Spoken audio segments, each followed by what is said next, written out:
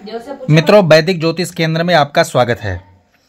हम बात कर रहे हैं आज बेसिक जानकारी के नियम में। वैदिक ज्योतिष में आज भाव का विश्लेषण करेंगे। कौन सा भाव किस क्षेत्र को प्रदर्शित करता है। तो जब ग्रह का विश्लेषण, ग्रह का फलादेश करें तो उस भाव का नैसर्गिक फल उस ग्रह के साथ जुड़ जाता है, उस राशि का स्वभाव भी जुड़ जाता है। ग्रह का फल, राशि का स्वभाव, ग्रह का आचरण, ये तीनों मिलाकर फल निकालते हैं। तो चलिए कुंडली स्टार्ट करते हैं। सबसे पहले हम प्रथम भाव को ले लेते हैं। प्रथम भाव क्या होता है? व्यक्ति के सिर का भाव होता है।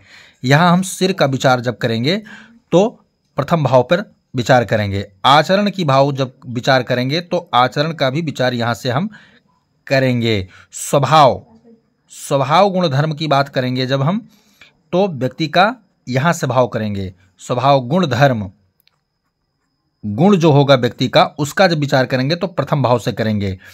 संपूर्ण शरीर का भी विचार हम यहाँ से कर सकते हैं। शरीर का विचार भी यहाँ से हम कर सकते हैं। मित्रता, शत्रुता, स्वभाव, आंतरिक आचरण, इन सब का भाव जो विचार करेंगे वो यहीं से हम करेंगे। मन का विचार भी हम यहीं से करेंगे। जो मन हमारा है उसका भी विचार यहाँ से हम करेंगे। स्वाद आदि का विचार हम यहाँ से करेंगे। दूसरे भाव की बात करें तो यानी तन भाव, ये हो गया शरीर का, हमने ले लिया। अब ये जो मुख्य भाव होता है वो होता है धन का। ये धन का भाव होता है। बाहु का यानी जो हाथ वगैरह होते हैं उनका भाव होता है। ठीक है। ये परिवार, कुटुंब का भी भाव होता है। पारिवारिक चर्चा अगर हम कर रहे हैं तो हम दूसरे भाव से ही करेंगे। दूसरे भाव से और करें संग्रह की भाव, संग्रह एकत्रित करने का जो भाव होता है वो भी यही होता है। ठीक है। कुटुंब हो गया, धन हो गया, वाणी हो गया, इन सब का मुख्य रूप से विचार हम दूसरे भाव से करेंगे। तीसरे भाव की बात करें तो संबंधों की जहाँ चर्चा होती है, नैसर्गिक संबंध यानी संबंधों की जहाँ चर्चा होती है वहाँ हम तीसरे भाव की बात का चर्चा करेंगे। संबंध, पराक्रम, हमारा पराक्रम क्या है, पराक्रम उसकी चर्चा करेंगे। छोटी छोटी इच्छाओं की जो चर्चा हमारी होती है वो भी इच्छा, वो भी तीसरे भाव से हम विचार करेंगे। चतुर्थ भाव की बात करें तो ये प्रमुख भाव माता का होता है। माता की चर्चा करेंगे। भूमि, वाहन, मकान यानी भवन, ठीक है, सुख, सुख की चर्चा हम यहां से करेंगे। पंचम भाव होता है शिक्षा, संतान, पितरों का आशीर्वाद, सोच। ठीक है।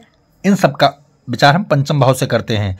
छठे से भाव के मुख्य रूप से रोग का विचार होता है। यहां से रोग, ऋण की विचार हम यहां से करते हैं। ऋण, शत्रुओं का विचार यहां से हम करते हैं। और कस्टमर, ग्राहक का विचार भी यहीं से हम कर लेते हैं। सप्तम भाव की बात करें तो पत्नी या फिर पति, व्यापार, पार्टनर, ससुराल। ठीक है। यहां से विचार करेंगे हम।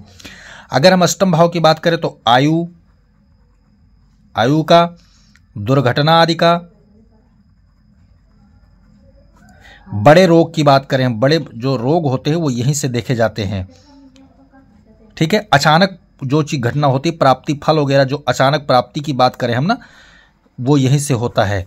बड़े प्रॉपर्टी, वसीयत आदि, वसीयत आदि की विचार यहीं से हम करते हैं। वसीयत। नवम भाव की बात करें तो परंपरा, परंपरा यहां से देखते हैं हम। कौन से परंपरा से हम आते हैं, गोत्र वगैरह जो मिलता है ना वो यहीं से देखा जाता है। परंपरा, पिता, दादा, परदादा, यानी पीढ़ी दर पीढ़ी की बात करें।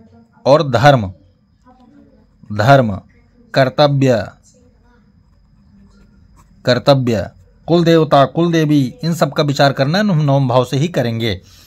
दसम भाव की बात करें तो पिता, सरकार यानी सरकारी जो भी कामकाज हो वो, कर्म, कैरियर,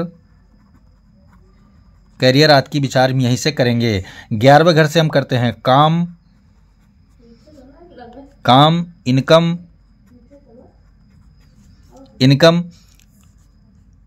और बड़ी इच्छाओं की जब बात करें, तीसरे भाव से छोटी इच्छा, बड़े भाव से हम बड़ी इच्छाओं की बात करते हैं। पूर्ति आपूर्ति की इच्छा को हम यहाँ से देखते हैं। ठीक है। 11वें भाव में कन्या संतान जब देखना हो तो कन्या संतान का स्पेशल भाव भी देखा जाता है, 11वां भाव। 12वें घर से हम देखेंगे कानूनी चीज, कानूनी जितना संबंध है वो सब, कानूनी, बेयानी खर्च, अशांति, हानि, लफड़ा, ये लड़ाई झगड़ा। ठीक है।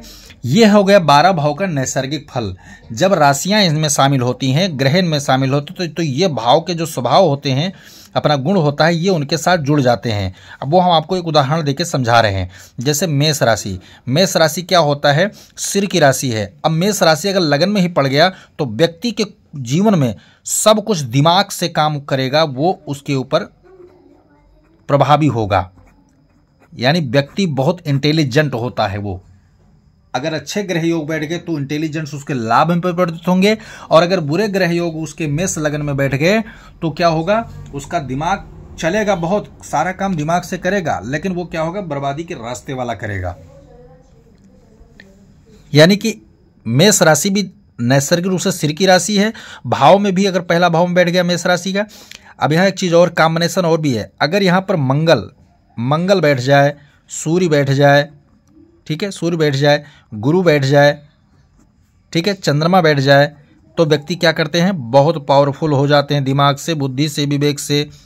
इस प्रकार से हम फल निकालते हैं, भावों के अनुसार ग्रहों का नैसर्गिक फल देखा जाता है, इसको कहते हैं। अब यहाँ कौन कौन सा बल आ गया, राशि बल आ गया, क्षेत्र बल आ गया, भाव बल आ गया।